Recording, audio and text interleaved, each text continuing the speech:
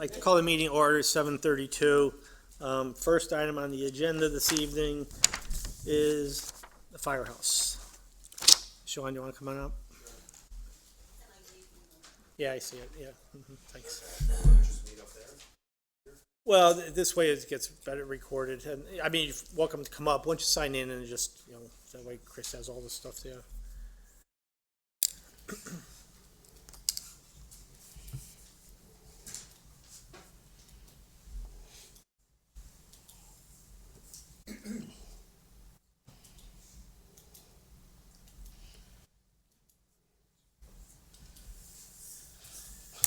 So what we did is we went to the Board of Selectmen meeting last week, and it came up at the Board of Selectmen meeting that they're looking to they want to try to make the old firehouse more of a community center, and they're looking to possibly take the part of the fire department out that was going to occupy Bay 1, and possibly, if we could, looking to expand on the shed that was approved 10 years ago by you guys.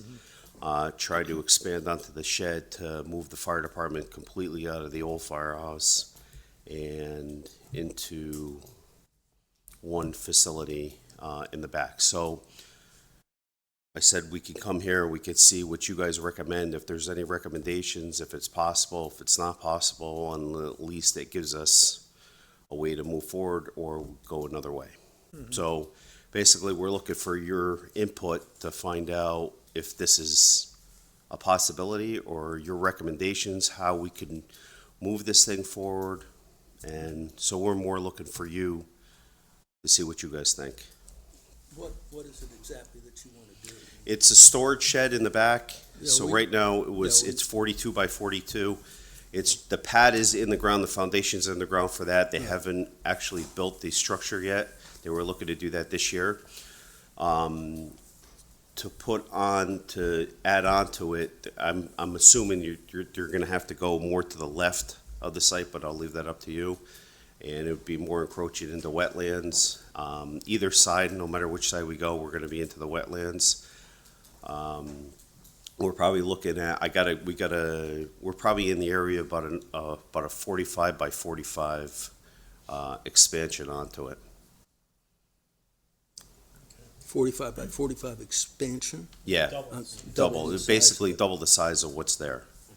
Because they're looking to move us out, so I gotta take whatever we have the square footage in Bay 1 of the old firehouse and look to put it onto the shed that's in the back. Is there any way to do that like as a second floor with an elevator It has a second floor. already? The elevator will not possibly, it won't be, because we have a lot of towable stuff. So we have a tow behind generator, we have a tow behind light trailer, heat trailer, and a lot of other things that really need to be on the ground floor that can't be lifted up to the second floor. The other thing is we have big hose racks, which would be problematic to get up to the second floor, even if we had a freight elevator. And the elevator would just cost a ton of money to go up. Is the plan that the addition to the shed would have a second floor also, or?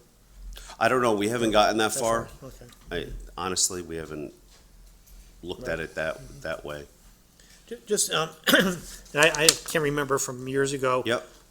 What would prevent putting the shed over near where the fire pit is, over in that area there? I sort of remember. We had the 100-foot buffer zone, that when the firehouse was built, it was 100 feet from the walking trail over to the edge of the building. That was that whole big. Yeah, I remember that now. thing. Okay, yeah. So it basically prohibits any building in that area. So, Right. Yeah, okay. So, if you look at it, Yeah, come on up, yeah.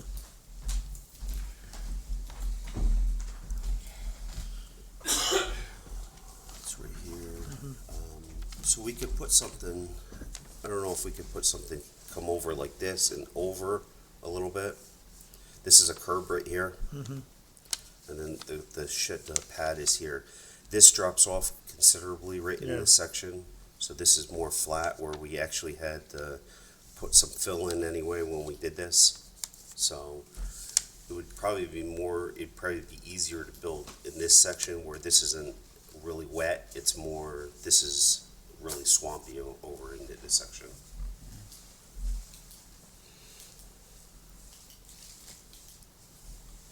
As discussed before, there's not an alternative location. No, we're on the- actually, because this all drops off, this drops off like, I wanna say it drops off a good 5-6 feet down, and we're actually into it.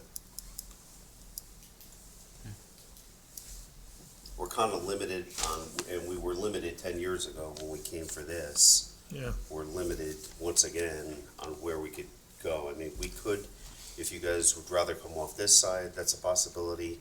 Remember, we have a storm basin here that empties out and goes down to the pond that's in the back. And then we have this area right now, which is pretty flat and dry. Is there any way that any of that low usage stuff could be stored at the maintenance area? Well, maintenance area. The maintenance shed, the maintenance garage, Oh, the public works, you mean? public works. Oh, down here? Yeah. It's gotta be, most of our stuff has to be temperature controlled. So the hose can't be, No, even though the hose can be an extreme yeah, I know the heat. hose. I know from the hoses, but we were talking about lights and towable Right. generators and, I mean, that stuff. Could you not, if you needed it, pick it up at the Public Works? It is a possibility, I would assume. I mean- We'd have to look into it. But even so, even if I put some of that stuff there, we would need more space here unless we build somewhere else. But I need it pretty close to somewhere, and I'm not saying Public Works is that far. I just need something more centralized so we can go across the street and grab it, or be on the property and grab it. And how about the old firehouse? Is there any space there that? Well, that's what we're, That's- that's what they're getting down. No, I know, but putting an extra, A building another there, building yeah. there, We looked at that when we did actually this, yeah. and Joe Raiola was part of it, and when we looked at it, there wasn't really a good spot, whether it be the Grove or whether it be on the parking lot of the building or anything else. It really wasn't, they didn't really wanna upset that Cedar, or that Grove area. I don't know if you remember those conversations. Yeah. Yeah, That- I do remember. Yeah. It was, I know it was problematic all the way around. Well, I mean, maybe a time for them to look at that again, that's the only thing, because all the equipment's over there already, so location isn't an issue, and it'd probably be easier to build a bigger shed over there, someplace in connection with the old firehouse property, I mean, the issue with that, if we built it over there, is if they use it as a community center, which people are pushing, they don't want any emergency vehicles around. They don't want, like during the day, if they have to get access, fire engines or Oh. trucks to go over. Want a to sign? the old firehouse. Hey, Dwight, why don't you better come in and sign in, Yeah, and the old firehouse. So, Yeah. yeah, that came up at the Board of Selectmen meeting, that they didn't want the traffic from fire emergency vehicles to go over there and grab the equipment, even though it's support equipment. They wanted to leave it. Yeah, more it's of gonna be a, like senior center things. right, But I would think something like keeping the antique firehouse, fire truck over there in a separate building and bringing the equipment that you need on a regular basis to this building, once it's built, would be an option. How about the police department? A lot. they just built that carport. Right. There is no, Yeah, that's there's right. no space really over there, unless we go into the green, which I don't think anybody's gonna wanna do. Um, We're not sure If it's- really if where it's- this is going to Board of Selectmen. There are just a few members who brought this up as an option. Take a look at it, see if there's a possibility. Maybe we could expand the existing platform that's over at the new, maybe add another 1,700 square foot slab over there without much of an issue. But it is wetlands over there, it is wet. And the other issue is a dollar issue. Right. Because right now is, if we stay in Bay One, there is no dollars. Right. Now, if we have to move, we're looking at another $300,000, $400,000, $500,000 to add to the project. So, you know, so it's gonna be made sometime in February, we'll try to finalize it, but this was one of the options, they said, listen, can you just get it, you know, if you can go, you know, just check it out, see if it's feasible, if it's not feasible, and whatever it is, then we can report back. So right now you just have one bay of the old firehouse, Two. two bays? Well, one bay, it's two doors. Two doors. It's the one facing, It's the original building, Oh, okay. right. Yeah. it's the original building. Okay. I wasn't here 10 years ago when we approved this. Was there any opposition or any issues that were? Well, there was a lot of Yeah. discussion. Yeah, so Well, I we think the open it up, opposition was here, not so open much up the here. Pandora's box again. Well, it was, but we also Right. went into the wetlands here, so, Yeah. Yes. and so there was lots of stipulations written into the old permit. And really, what we don't wanna do, the board, I said, you know, we don't wanna go ahead and retain the services of somebody paying design money it, for something yeah. that we're just gonna Yeah, throw it's down. not the gonna drain. happen, yeah. Right. It's not viable, so. So that's the reason why we just wanted to just run it by you, saying is, you know, if it's gonna be a real issue and if it's gonna drag out for months, then we're just advising, that's all. And we'll find another, you know, I'll find another solution. And there's no way you can, like, move this addition part of the building up on there, you gotta have enough turning We have the radius for turn the, radius for the for- fire that's trucks. what- yeah. That's what drove it originally. Yeah. So most of the trucks back in from the front side? From the front side, they back in, but these trucks back here, they come into the driveway and they come and they make the Are swing. they and come small in. trucks or are they big? No, they're big. You can't imagine trucks on them. We got the tankers, we got the two The tankers tankers back in here, there. we got engine 7, which is a tandem axle truck. So there's a double row of trucks inside Yeah. that firehouse. Yeah.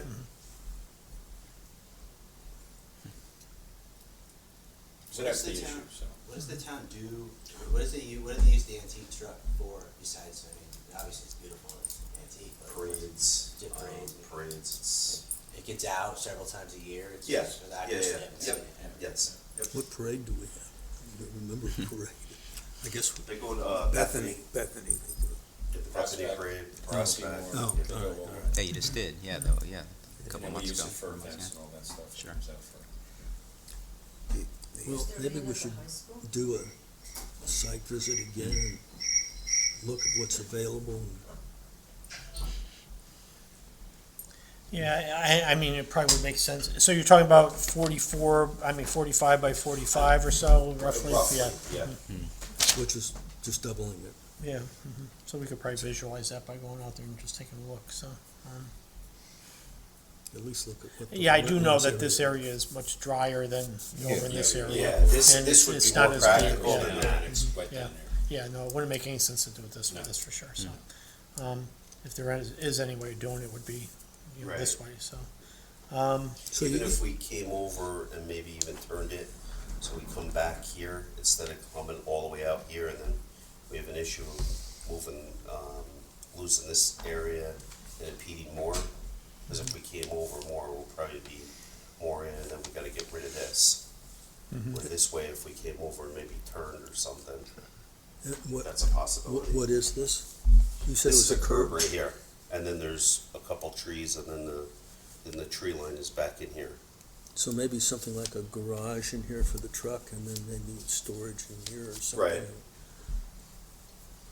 Well, I think we should Why just don't look we at it. go out there and take a quick look sometime soon, and then, Not we can this get back weekend, to you guys. probably. Yeah, that's fine. Yeah, I think that's what we should do. okay, We just didn't wanna go, yeah, too Far far with it. before, well, we don't wanna spend money foolishly. yeah. no, Could you it's- approximate some stakes, or, I mean, I don't expect you to survey, but. Yeah, we can. I can meet you guys out there if you want, and we can stake it out, and then we can move stakes or whatever you guys wanna do. And we'll play with it that way. Okay. Great. Right, because it's probably gonna be just about as wet now as, It never is, yeah. as it ever is. This, I presume this drains, Yeah, I think it all drains down this way, if I remember right, so. I mean, maybe we'll take a look at it Right. and then maybe have Criscola look at it. Yeah. Just- Yeah, let's take a look first before we send it to Yeah, them. and- yeah, no, yeah, definitely. Yeah. yes. Okay. All right, All right. we'll let you know what day, we gotta check people's schedule, and then we'll try to do it sooner than later. All right, sounds good. All right, thanks, Ron.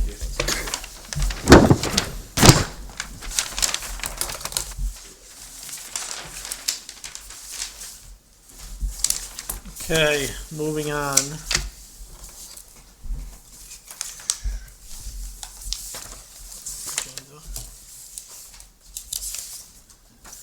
Okay, going on to old business, 15 Meadowcrest Circle, application residential site development lot, Mr. Garcia.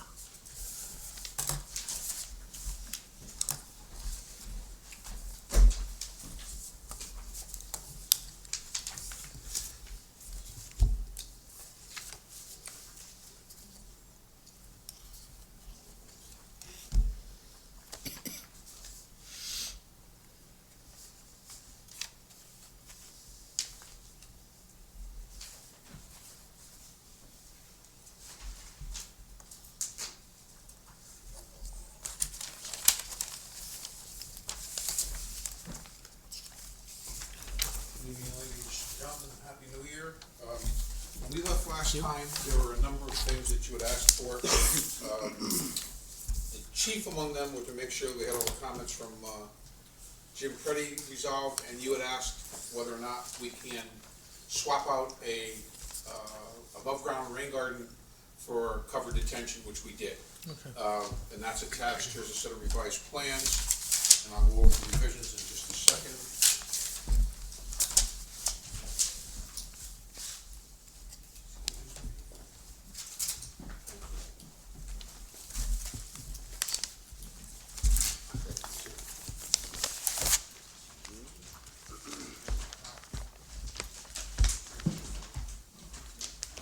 What we've done is, A, we've included a row of boulders along the uphill side of the wetland to act as a barrier to the wetland rather than a fence, that was discussed. B, we've taken the underground, or the above-ground detention system, and we've placed it underground. There's a detail on the fourth sheet that shows that. And that's basically, and there are some notes that Jim Preddy wanted, notes 6, 7, and 8, which we added to the drawings. And that's basically the changes we had talked about. The only other thing I was thinking about was, putting like a conservation restriction on Yeah, this we can do area that here. as a condition of approval. Okay. That's not an issue. And we did talk about that, by the way. Okay. Yeah, that's not an issue. So the new stormwater retention, what's the mechanism for maintenance on that? Is it just pump it out, or? Yeah, there's a clean out, and they would, if it overflows, if they check it, it shouldn't, because there's not a lot of sediment that comes from this. The majority of the water is roof water, which is clean. So about half the water entering this is clean, which has no sediment. So the bigger issue would be, the sediments to get in there, and it's just a matter of cleaning out the basin every once in a while.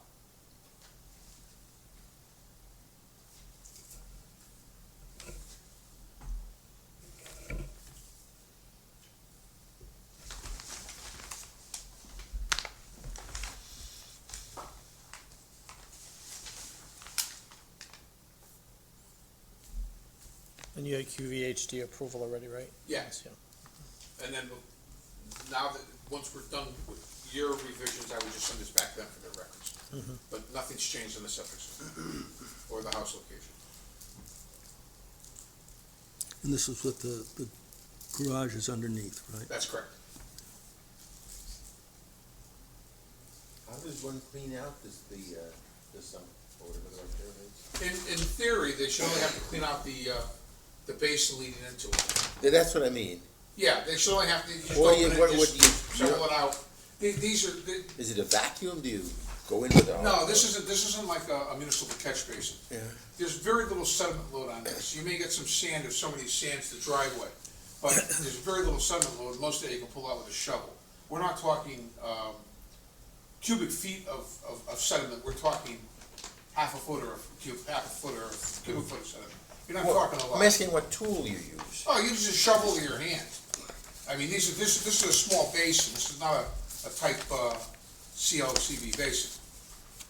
I don't see any dimensions, that's why I was confused. You'd have to get the, you'd have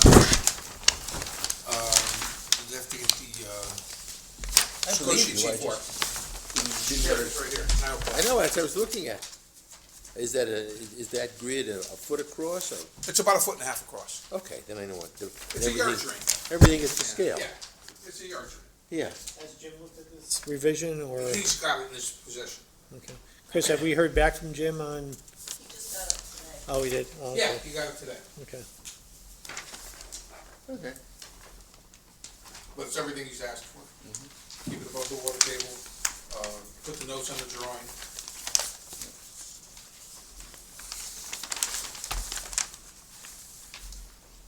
Put the boulders on the edge of the road. And as a condition of approval, we weren't happy to put a conservation easement on the wetlands. Yeah, I was thinking this area below the driveway. Everything below the driveway, Yeah, sure. okay. I know there's been a lot of discussion about wetlands areas and, you know, what's wetland and what's not. Are you satisfied at this point? I know that was one of your issues. In Or... my opinion, the wetlands are overestimated on this site, is what I was saying, but that's, Oh, okay, well, that's Yeah. always good. you yeah. know. Yeah, no, yeah. yeah. Let's stay conservative, let's not push the. I was just, what I was asking is more of, what is the criteria he was basing? And that's when we got into the discussion of underlying And data. I sent it to Christine the They day all got after. forwarded this. Yeah, And I we- sent it to okay. Christine the day after, you know. I Yeah, asked- no, we saw Yeah. that, yeah. Okay. Just want to be sure everybody's Yeah, satisfied with that issue, so, okay.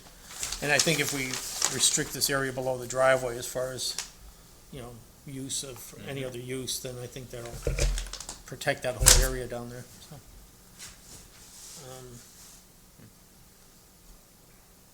Anybody else have any other concerns or questions? It's gonna be an exciting driveway to plow. Not as bad as some. It's No. it's only got a slope in one area, the rest of it's flat. No, I mean, it's long and curvy. It's not really, it's only about 455, it's not that long. I mean, to me, a long driveway, my son lives 2,300 feet, you know, in Fairfield, we do 12, 15, 1,800 foot driveways all the time. That takes them to another town, basically. So it's, That's short in my book, 2,300 feet. It's a private road. As far as bond estimate on this, is that something that we have or that, We do not have, but you Okay, can propose. we could- I can propose a bond okay, estimate, and then we have Jim look at it and Yeah. approve it, yeah. as a condition of approval, you won't have to. Well, we've been thinking about this for a couple, 3, 4 months now, so any final thoughts, objections? Yeah, I think we covered it all. Well, that's true, yeah. So much lawn that you're gonna be able to mow.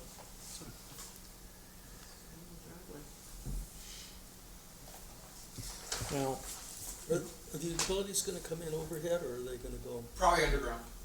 Very few people put overhead anymore. Sure. And it would follow the driveway edge. As opposed to cutting through.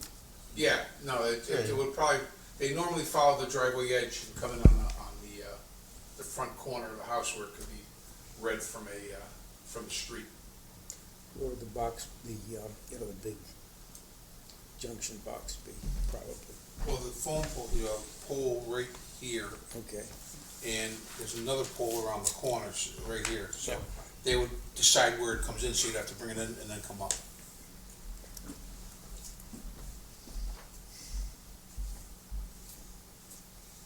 so there's gonna be a catch basin in the middle of the driveway down at the bottom there? That's the existing catch basin that's there, and the intent is to use that to pick up the driveway. Why recreate the wheel? Right. And actually, in this particular case, we've actually, if you look at the contours, the driveway is designed with a trough in the middle, so that it does direct the water into the basin, as opposed to a crown, which directs it to the sides. Provided they build the driveway the way it's, you've set it out, so, Please. which rarely happens probably, so. You're gonna have a river of ice in the winter. Yeah, right in the middle. No, quite the contrary, it should be okay. Well, I'm not, it's not my driveway. I don't know. Yeah. It's, like I said, I've seen some pretty long driveways and some pretty driveways that I thought would never, that's a long driveway. Right there's a long driveway. Yeah. Sorry, I didn't mean to throw you under the bus. All right, I mean, are we done with this, you think, or? Okay, well, do we have a motion to approve, subject to, the consulting engineer approval of a bond, subject to the addition of a conservation easement for the area west of the driveway down to the road, and, usual stipulations. Anything else anyone want to add to that? And maybe it's included already in the usual stipulations, but pre-construction meetings Sure. and I would presume there's gonna be all the Silt fencing. silt fencing. Erosion and controls, Yes. yeah. There's an erosion control plan, sheet 3 is the erosion control plan, And we've got the limits of disturbance, and that shows the limits of disturbance also. so can we ask for multiple checkpoints along the way? Just to make sure everything's conforming to the No reason why bill, not. bill plan. Right. That would be all that I have. Okay. Do you want confirmation at the end that the driveway's been installed per his design with the trough in the middle? And do you want that spelled out in your permit so that that's a record that that trough is designed to be that way for that purpose? That seems like that would be a good idea to me, since that's part of the design that's been specified. Okay. It's not good. Okay, subject to, all those things, do we have a motion to approve the application? I'll make the motion to approve. with Jack all the moved. stipulations. Second. Josh seconded, all in favor? Aye. Opposed, abstention, okay, that's your approval. Thank you very much. You're welcome, thank you.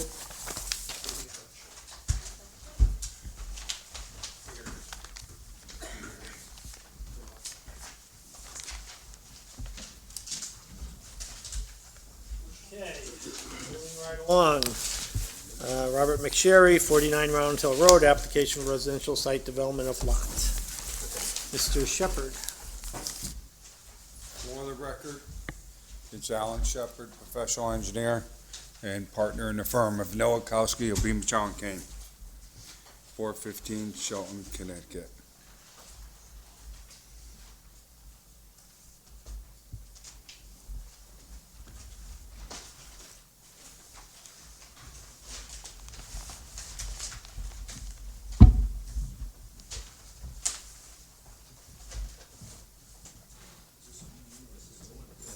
Last week. Well, this is the one from, the only one in the file, so. And I'm here with the McSherrys, back of me, and what we have is the Round Hill project in the back. We did get, last time we were here, we wanted the engineer's review. He had, you should have it, the review. He wanted some notes on the plan and some bond prices, and we're okay with that. I mean, there's nothing. We do have a longer driveway, but I do have a profile in the package showing the grades, and it's a pretty benign grade driveway, so it's, we're talking about percents that are very minimum, 1.9, I got a little 4.8, 2%, and then, less than 1%, then 1.5%. So we're trying to follow the old, farm path into the property. They knew where to go. We do have our stormwater management on there to accommodate that. And we did place the house in the backs, keeping away from the wetlands as much as possible. We do plan on keeping as many trees and not clear cutting, the property. And matter of fact, we got strict orders of such, we're gonna minimize even what we have for limited disturbance out there. Cause that's the whole intent of the property is to, have a piece of property in the woods and the whole thing, so, hopefully, we did put some effort into it, the location, hopefully it's okay. All right, Jim didn't really have very significant comments on this, so, it was just some additions to plans and that kind of thing, some notes and that, so, I thought he would have more, but he must have been okay with it, so. We have a rain garden here also, but this property, I don't know, I'm kind of thinking the rain garden may work because it's less likely to be, filled in, but I don't know what everybody's thoughts are on that, and then last time we talked about waiting for Jim's comments before we did a site visit, so we gotta think about whether we still wanna do a site visit on the property. So, I don't know, what's everybody's opinion on that stuff? Well, the concern about the rain garden is the same concern that we had before, that it needs to be maintained, to be a rain garden as opposed to just getting overgrown and. And I do have recharge galleries by the house. So by the house, we put recharge galleries in where we have along the driveway and where that would be appropriate. Along the driveway, we felt by just creating a berm there and have the driveway run off that, I could get, good treatment for that and kind of snake the berm around the trees, and without much disturbance. So I rather, the shallow grades there, having direct runoff, having recharge for that large area, I think it'll work out nice.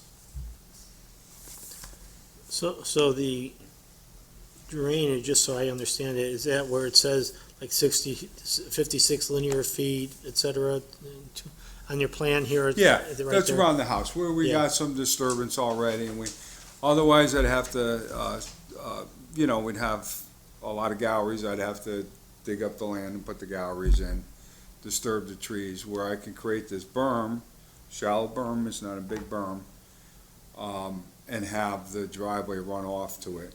And because it's a small percentage driveway,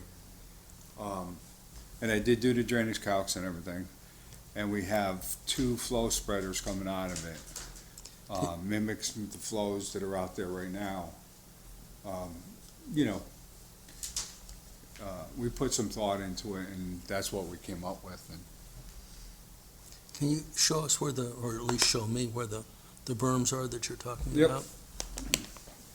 if you're looking at the plan, if you come in pretty much at the midpoint of the driveway, Okay, past the rain garden? right, that's the rain garden. That's our rain garden right there that's Yeah, gonna okay. run into it. So that's the berm right below it. We're just gonna build it up. We're not gonna cut it down deep, we're just gonna use the existing. And then with 2 outlet structures, put some in the flow. Then I forget which north is east, which way is north, but, in either direction there, so we'll split it.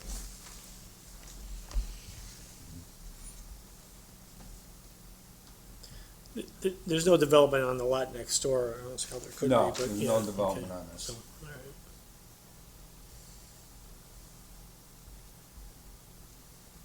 There's a house along Round Hill, and then there was an old cottage just falling down on this property over here. This was Bratton's, I think, homestead, from what I understand.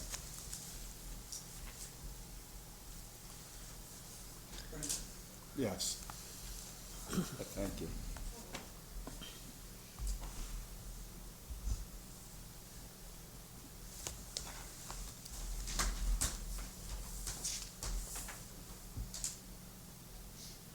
So just so I have it right in minutes, the rain guard is actually a berm that you would make below, Yes. and then with the two leak-offs north and south. Right.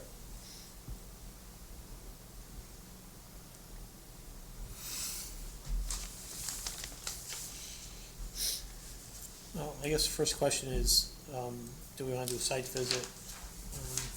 Can we even get into it? You can get in there. Or is it all? Yeah, the first part is a little, there's some vines and stuff like that, but once you get past the first wetland crossing, we're underneath the canopy. And, then it gets a little thicker back in the back, but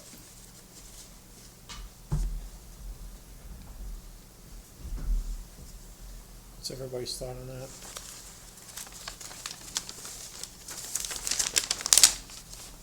I don't know if we need to see the site visit. Yeah, I thought Jim would have more concerns, Yeah, so I it was. seems like, Jim didn't have too many concerns, he's fine with the rain garden or the underground. The you know, real challenge, the real challenge is there Bethany Is getting through crossing. Bethany's, with us And see if here, they could so- get into there, so. Yeah, I don't see a need to go out A there. question about, and I don't know if it's on here, is there a planting guide for the rain garden, or, I mean, it's. we're gonna keep it it- natural.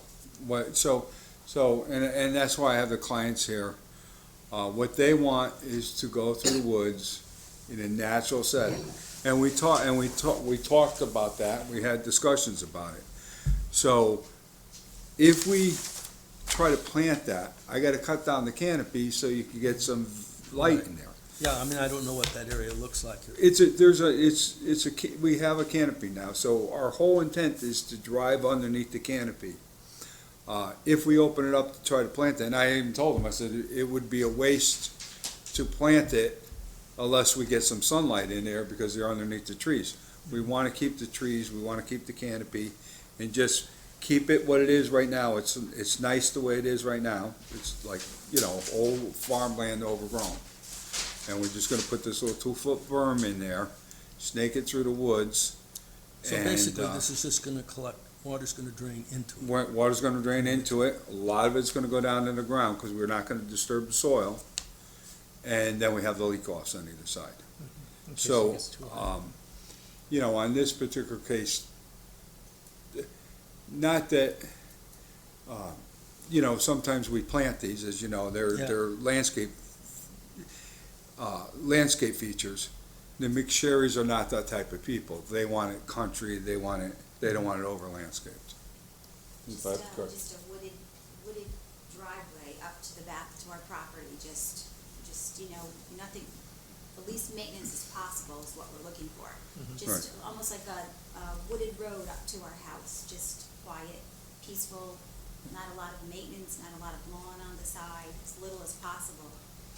Keep as many trees as possible, around the whole area, as many trees as possible, just a house out in the woods is what we want. There's a lot of really nice tulip trees along that side of the property that are big, we wanna leave them alone, I mean, they're big trees, so.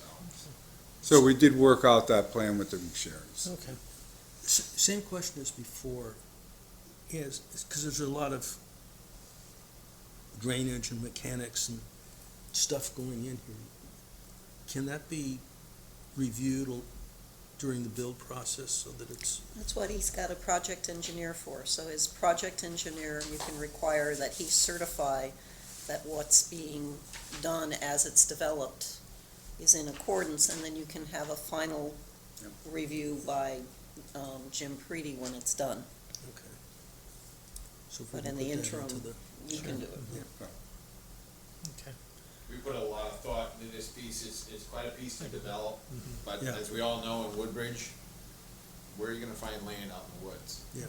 And we live on a dead-end road and Old Country Road now, and we're looking to downsize and kind of get left alone. I deal with the public all day in 2 different stores, so it's nice going home at night and be left alone.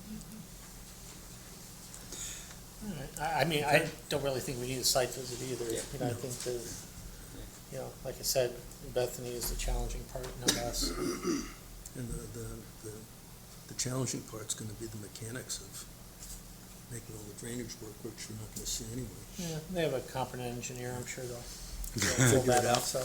Been around a little bit for.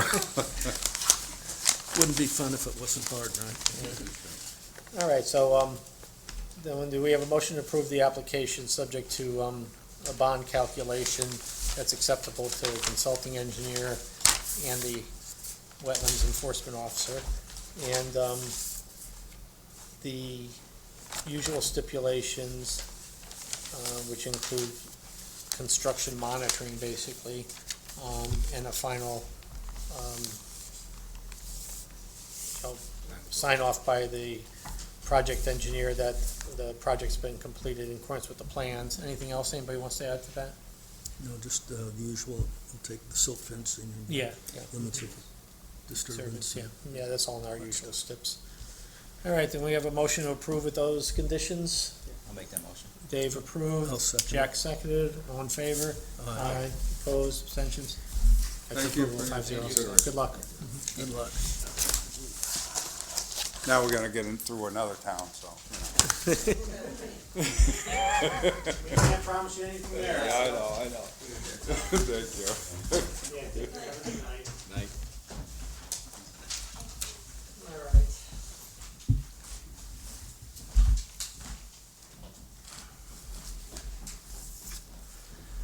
Next item on the agenda, receipt of, any correspondence, I didn't see anything in the meeting, so, okay.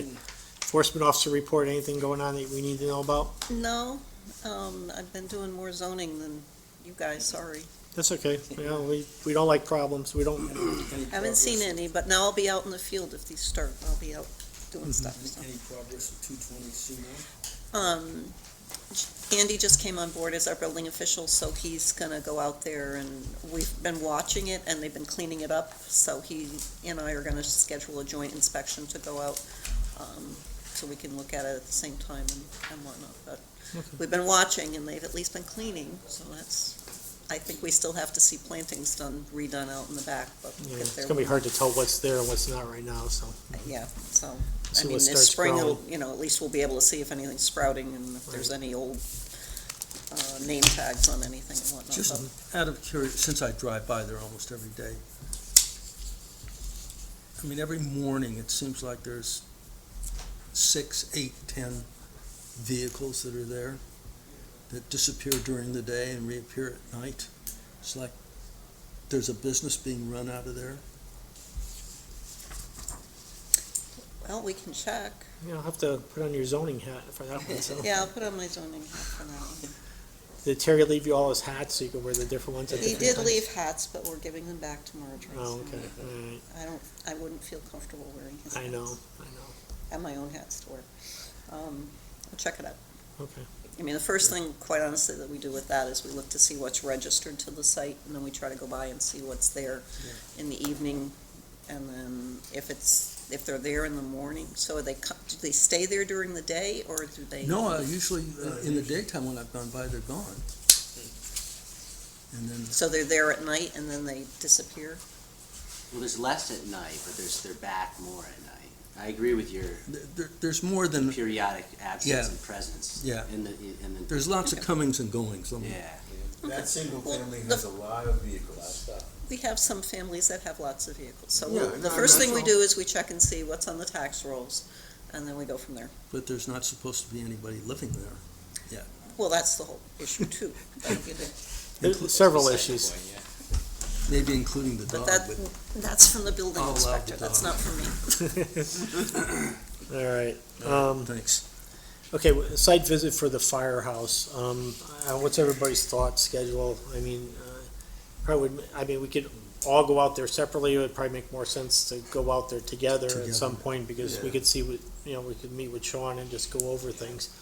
I don't know that we have to wait till, the weather's gonna get worse, we've gotta have winter soon, so it might be harder to see things in a few weeks, I don't know. This Saturday, it's supposed to be clear in the morning, and then the snow's supposed to come in the afternoon. Yes, I was thinking this Saturday if people could make it, short notice, but at least the grounds are clear. And those who can't make it should just you know, drive by and take a look, you know. I mean, you know, if he stakes it in the field for you or whatever, then we'll have an idea. But- Yeah, Okay, I'll see if Sean's available and let you know. okay, so, What time do you think you'd want to meet there? why don't we do, is 8 okay for everybody, or? It's okay by me. Yeah, I'm okay. out of town, so I'm gonna do it on my own, but Okay. do whatever.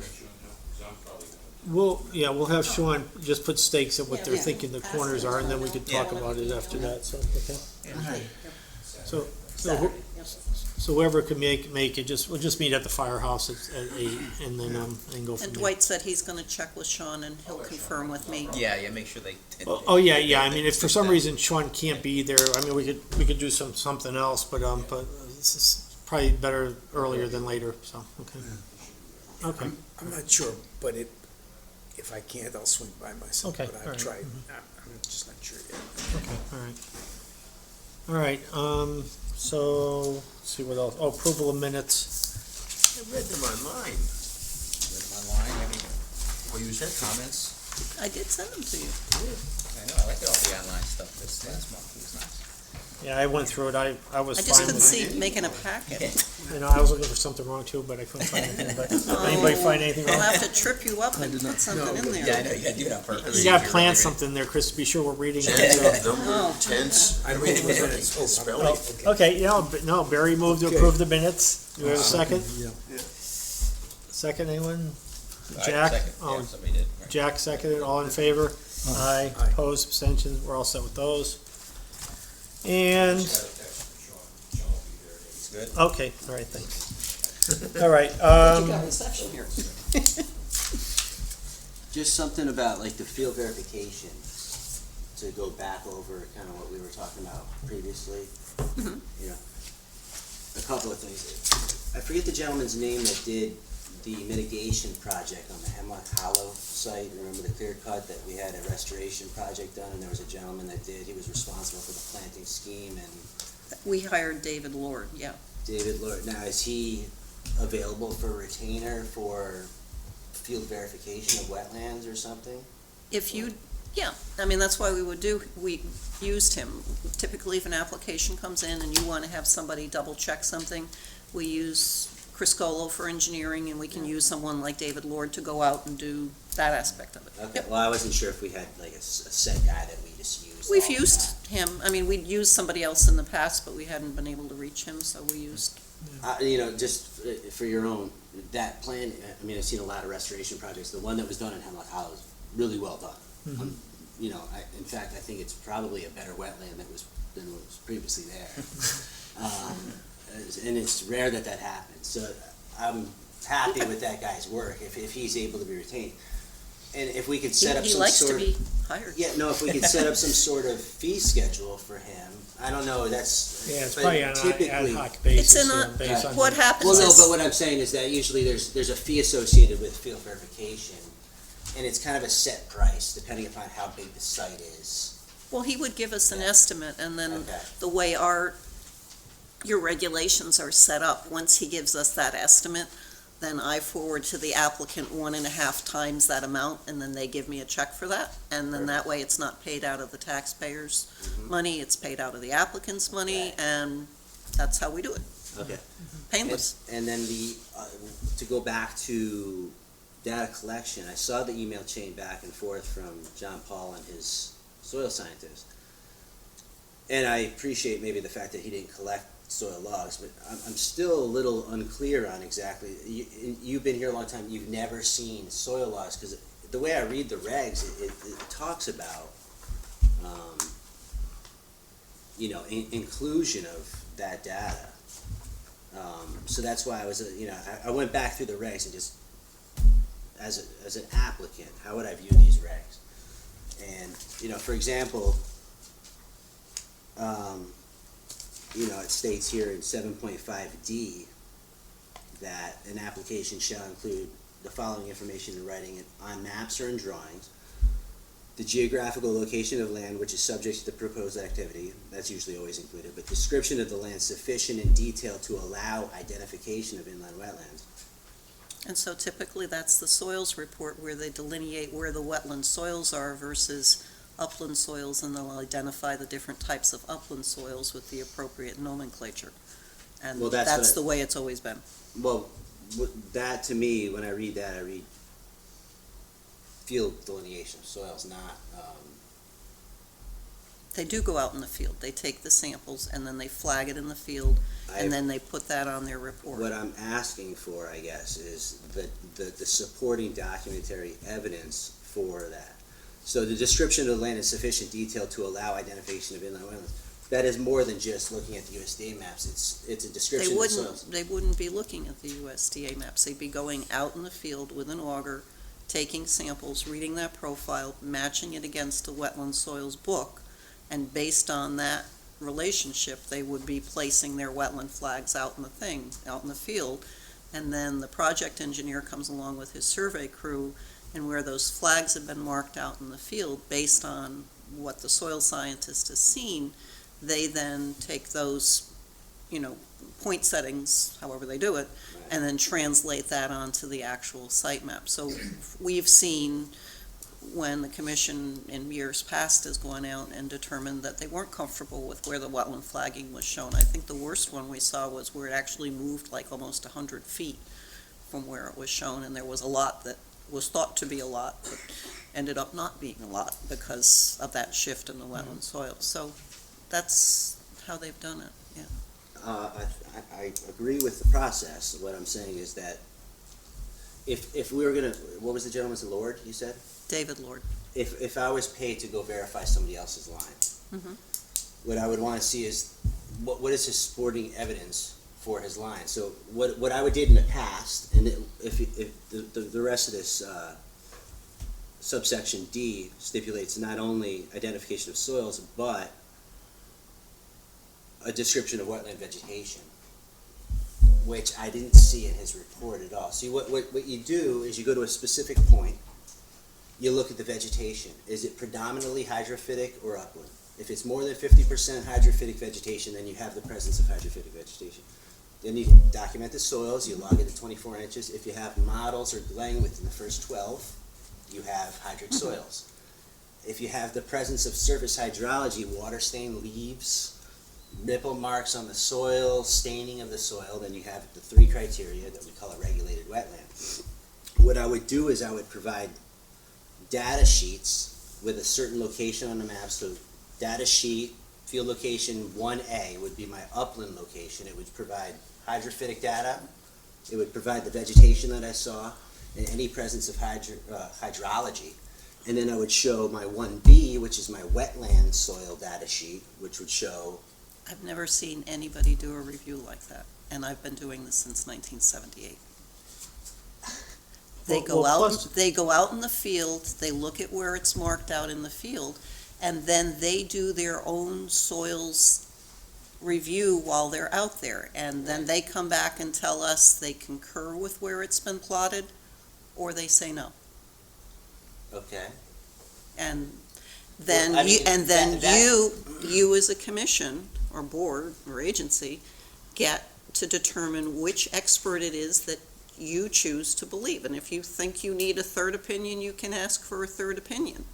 But that's why you have those experts that are out there to look for you. If you choose to engage an expert, and how you've just outlined it is how you want them to do it, certainly when you engage that expert, you can say to them, we would like you to follow this procedure, and we can forward that. I mean, it's just a matter of what they, what their cost is and what we collect from the applicant to get the data that you guys want. So, whatever you guys want, that's what we'll ask for. Because I can understand if you guys are sitting here, why is Josh so caught up in the process so much? No, I wanna address that because I could see that as a valid question. Is that without, wetland regulation is just words on a page or words spoken on your mouth, unless you have a really good process that's understood and followed. And that's why I'm trying to make a point of the process. Collecting the data is important, not only so that we have documentation of what's on site, but I think it's important for the soil scientist's fingerprints to be on the project more than just a line drawn, because when an engineer comes in and says, I have to rely on my soil scientist, he can kind of hide behind the fact that he's removed from it. But if you put in my experience, the more fingerprints you put on the project, the more credibility you have with the regulators. And then the regulators are a little bit easier when it comes to your line. Most of my referrals as a wetland delineator, believe it or not, came from regulatory bodies because they were happy with the product that I was submitting and they knew that my line was going to be accurate. So they were telling prospective applicants or people that had wetlands in their project, call this guy if you want it done. The Army Corps asked for that data, and the engineer or the scientist stipulated it. And the Army Corps is kind of the gold standard for wetland delineation. I have if you guys want to take it home, you can read through it to see exactly what I'm.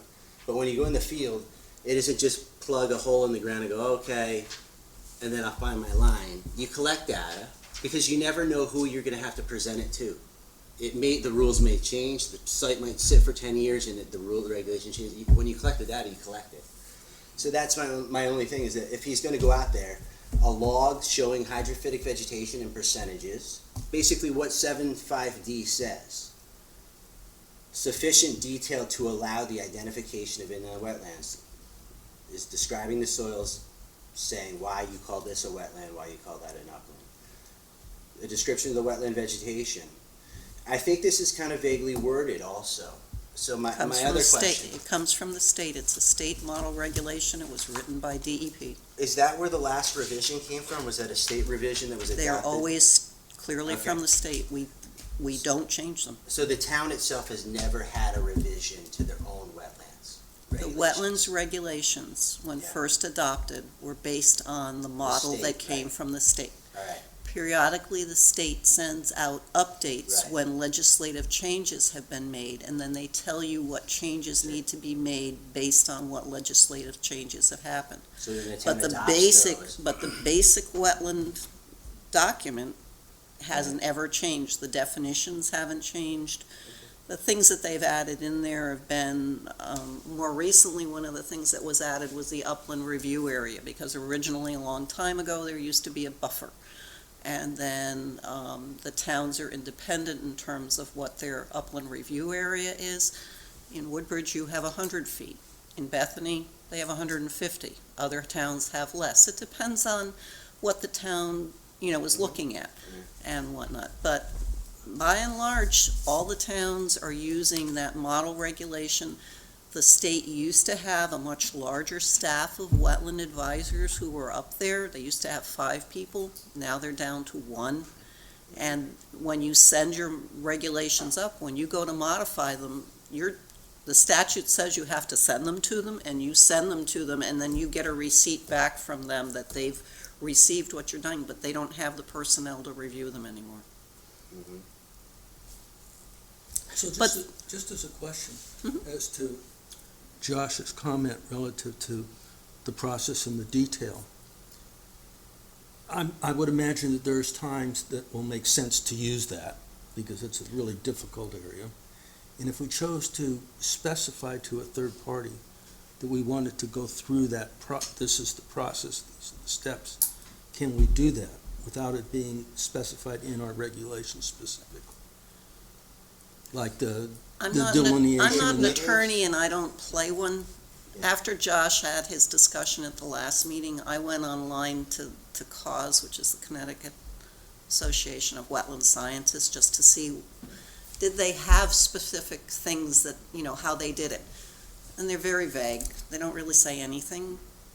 I mean, depending on what governmental agency you're working under for what thing, there are different standards and criterias that are used. But I could find Are you nothing. saying for documenting data collection on site, are you saying There's no, when you look at, if you try to Google what a wetlands report, a wetland soils report is supposed to constitute, Yeah. there's nothing that comes up that says it should be, the specificity that you're asking for or something else. No, but I mean, When- it says right in 7D, right, that, Josh, I can only tell you, I've been doing this since 1978, which was pretty much since the Wetlands Act started. right, And Originally, the old USGA, the old soils maps, which were based on a different nomenclature of letter or numbers, and then it got changed over. But even that soils thing was all based on setting out farm fields. And so they always said you gotta have a soil scientist go out there. And the soil scientists who went out there always were just going out there with an auger, with their book with the colors of what the soils should be looking at. They're looking at the soils, and that's what they did it from. This is a Munsell color chart. Every soil scientist, this is my third one that's been ripped apart, I've been in the field a million times. But this is exactly what you use in the field. Now, to go back to interpretation of people's soil logs, nothing's really needs to be interpreted. I know you mentioned that I agree with it, a disinterested third party should verify somebody else's line. Nobody on the board should be responsible for that. The regulations should outlast all of us. Basically, somebody's expertise on this board shouldn't necessarily affect how wetland regulation goes down in any given day, in my opinion. The rules should be written in a way that it just kind of goes on. And any verification should be by a third party, I agree. But having the soil scientist present data, underlying data for his line, does not take any interpretation on our part at all. It puts his fingerprints on the project. It's verifiable. Josh, you don't have to convince me. If I you know, want, I'm- if you want to have something more specific in your regs, then propose the language, bring it to your fellow agency members, and if you all concur that you want to amend your regulations to include that language, we'll go through the process to do that. Okay. I don't necessarily think the language needs to be revised, though. That's what I'm saying. The language exists, so that's why. But I'm not town council, I'm not an attorney. Right. I'm just saying that I've never seen the specificity that you're talking about out in the field. Or, on a report that's come in. You get detailed information on if there's a vernal pool, what kind of animals were in there, when they visited it, that kind of stuff. I've seen all sorts of stuff on that. Right. What kinds of birds were out there, what kind of plants they saw, all that stuff. I've never seen the soil logs. Okay. It's not necessarily a soil log. It's a data sheet that has soil information, wetland information, and surface No, hydrology information. I understand what you're talking about. I could show you like a typical sheet. I found one that sounded like you were doing, and it was from a federal thing. Right, It that's wasn't, the federal delineation. it wasn't something that was done on a local state basis. And in the state of Connecticut, maybe, like I said, because all the towns are a little bit different, but like I said, I never submitted an application in the town of Woodbridge. I've submitted many applications in Connecticut, and every single application had some sort of field delineation data sheet to support my line, because otherwise it's just a line on a page.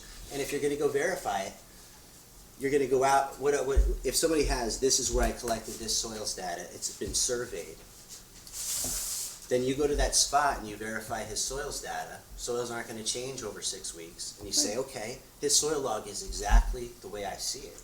That's verification. The presence of hydrophytation is exactly what I see. He's seeing the same things I see at this point in space. So that's really, what I realized after two and a half years of watching applicants come through is we take a lot of, we just take it as is. We have no idea whether or not the engineer is presenting anything with any accuracy or verified. It's not verified yet. Well, But their reputation is on the line.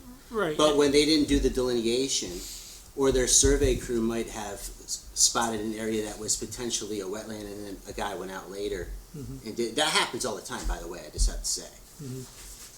It's not so bad that a survey crew said, go look at this spot, because they're sometimes the first people on the site, if you're lucky.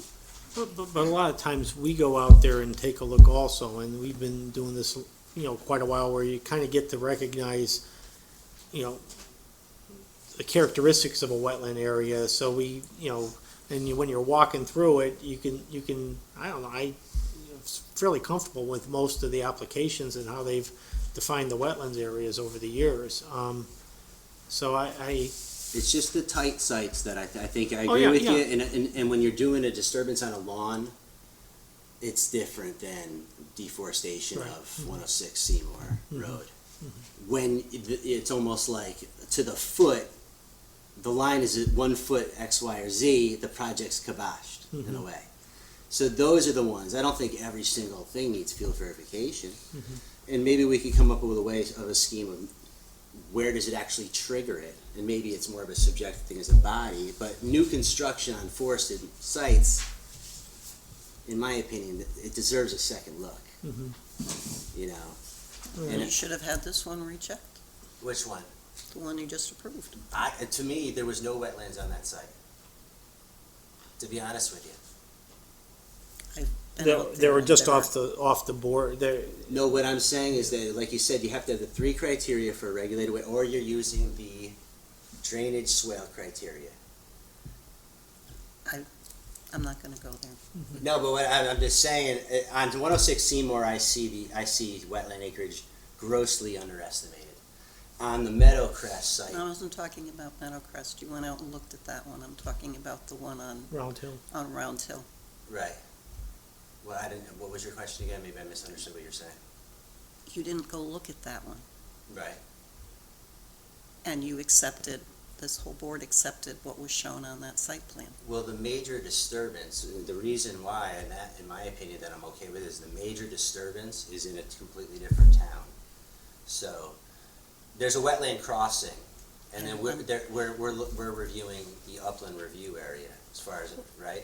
With Round Hill, though, the wetlands were off the property, basically. I mean, it still could be in Yeah, effect. they're upslope of where the house would Yeah. be with the springs that are in the hill, and then they're downslope where everything feeds down into, and it's an extensive wetland. Mhm. But, he has a soil scientist go out, his crew goes out, takes where those flags are out in the field and plots them on his site plan. And that's what he's certifying when he sends that in, is that he's saying on one of those notes that where he's placing it on that site map is where his crew found it out in the field. So, he's certifying that he's Where being his crew accurate. found the wetland flag, you're saying? Right. Right. But he's not necessarily certifying the, He's Actual just certifying where the flag was Yeah. placed by where the the flag flags. was placed, but what I'm saying is the flag could be placed somewhere, you surveyed accurately, and you're surveying your half of it, but somebody else was responsible for actually saying, this is where I put the flag. To go measure the flags is yeah. Well, the certified soil scientist, he owns his data, his report, right? The engineer wouldn't be liable for what is contained within the soil scientist's report.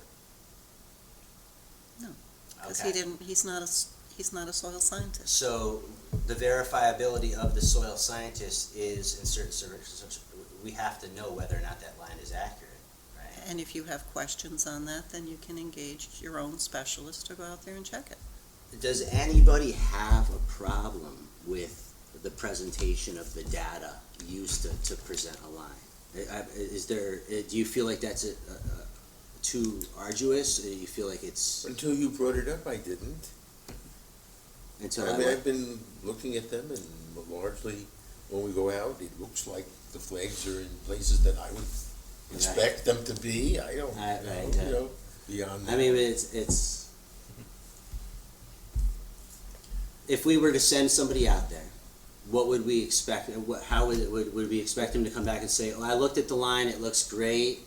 How would they present his analysis to us? He would present some sort of data to us. Well, the situations where we've had somebody go out there for a second look were situations where we went out there and said, this doesn't look right, Yeah. So, and we continue to do that whenever whenever we have those questions. Granted, we're not experts, but, we've been doing it long enough too to say When my that. boot sinks into the ground, I worry about it. And so I don't think we could do that on every application. That's why we do site visits, basically, so, You don't think what We can do- data could be collected on every? No, I no, don't no. think it should be collected on every. Well, Somebody's I don't septic- think us looking at a data point for a flag, flag 38, here's what the soil scientists found there. I don't think that's gonna make us any more knowledgeable about the site than not knowing that what the soil log is for that particular site, for that particular point. And if the soil scientists had tested a point 2 feet to the west of that and found that it was upland soils, I don't think that's gonna necessarily help us either, because, first of all, if he started flagging every point he tested, and then they surveyed every point, and then put those survey points on the map, we'd be looking at something we couldn't understand at all, basically, you know? I think maybe I'm just, this picture some sort of polygon, Mhm. and then picture maybe 4 transects at various points along the polygon. So you have a transect here, transect here, transect. One of them's an upland, one of them's a wetland. So you have a data set showing the wetland soil. It's been surveyed. There's a flag. It's on the map. You know exactly the space where that data was collected. Right. So then what it does is it puts the fingerprints on the site. Well, A lot of times- doesn't the soil sciences wetlands flag put that the fingerprints on the site to begin with? Because he It put the does. flag there, and then the surveyor said, "Well, here's where the It does, soil and then scientists-" when I see plant species that are found within a wetland 99% of the time, and they're predominantly found on the upland portion of the site, I want to say, what are you doing? Where's this? How come you're putting the flag here? Well, But if, a data sheet would say, well, there was one skunk cabbage plant, but it was only 5%, and there was all these other upland plants. So it didn't meet the threshold of being what I would consider hydrophytic vegetation. And I'd say, okay, that's great. That's why your line's there. And that's what anybody's going to verify that line is going to do. They're going to go out and do the exact same thing that I said. You're going to look at the vegetation, look at the soils, and somewhere in between, there's going to be what we consider the line for the wetland. well, if we see a wetland flag in point A and we see skunk cabbage, for 20 feet to the west of that, then we're going to say, well, something's wrong here. Well, that's one of the reasons why I said on Seymour, but then when the engineer says I have to rely on what my soil scientist is saying, and I say, what data is he using well, that's for when that? we have to have it double checked. Right, That's right. clearly a Essentially, situation. it has to be verified by a third disinterested. It can't be Yeah. anybody That's else. what we We've do. done that. They either verified where the flag was, or they say, no, it needs to be here instead of here, or Right. it needs to be here, here, and here, or here's an area that wasn't flagged. And Okay. so, do we need to look at the underlying data? I'm not sure that we need to I'm not do that. necessarily saying that 'Cause you and when- I have to sit there and read the laws, but what I'm saying is when somebody puts it and submits it to the town as a record, it's their fingerprints. Could you go back 3-4 years later, But and I think the that's what soils the- are not gonna change. The flags are, I think that's what we're relying on, is that they've done the work to say, this is the spot, and I'll stand behind it. But And when we we're question basically we doing have- it on, we're taking their word for it. Yeah. Normally, Yeah, yes. Well, I mean, yes. we're taking Well, a word, even if we had the soil logs, we're taking their word for it then too. We may have Right. another sheet of paper, but. I agree with that. Yeah, I was so- saying that there's verifiable evidence afterwards. If I were to go out there and say, okay, here's the flag, I would, some point, I would just go through that same process and I'd say, okay, this looks kind of accurate. After a while, if you start to see something different, you're gonna be doing a little bit more. I don't think we need to interpret the data. I just like when scientists have to actually put the underlying data for their basis on into the doc. That's just my opinion. Like I said, everybody can disagree. I like to have a lot of fingerprints on the project. I don't think anybody's disagreeing with you. It's just a question of whether having that will be something that helps us in the end, because, we're relying on the surveyor locating that flag, we're relying on the soil scientist putting the flag where the point is, where the data sheet shows it should be. So, if I had a data sheet in the abstract and it said, this is where it was at flag 37, and then the surveyor, plotted 37, I'd kind of have to assume that both of them knew what they were doing, unless I knew something or could see something that indicated otherwise, so. I don't know. And there have been occasions that we go out And we have. there's a stream running on it, and it's not shown on the plan, and there's no flags around it. We ask, and someone goes out and redoes the work. So we'll be vigilant, and And, whenever there's and- concerns, feel free to, and I would say, like 106, if that does come back as something. if it comes back, then that's probably a good example of where we should have our own guy go out. Yeah. And especially if you're walking out and seeing, why isn't this on the map. Well, I don't wanna be that guy. I think that's really what it is. I don't think anybody on the body should be the Oh, no, guy. no, I no. just I have past experience where I see something and I go, my Right, God, but that you, looks a little strange. you will see stuff potentially that we don't see and Right. needs to be further Right, investigated. exactly. And that's, And don't be that's fine. reluctant to say that, you know, if you have those concerns, so that's really the I don't bottom think line you here, guys so. think I'm reluctant to say anything. So. No, but I mean, it's all fair Well, game, basically. Just think about, I'm happy with that other gentleman's stuff from Hemlock Hollow. If he's able to be retained in the future, I would love to see, you know. Yeah, I mean, as I long was as he's really still happy. working, we can ask him. Yeah. We've used him on a number of things, so. Okay, anything else anybody wanna cover? All right, do we have a motion to adjourn? I'll make the motion to adjourn. Jack moved. Second, Dave seconded. All in favor? Aye. Aye, opposed, abstentions, we're done at 8:47.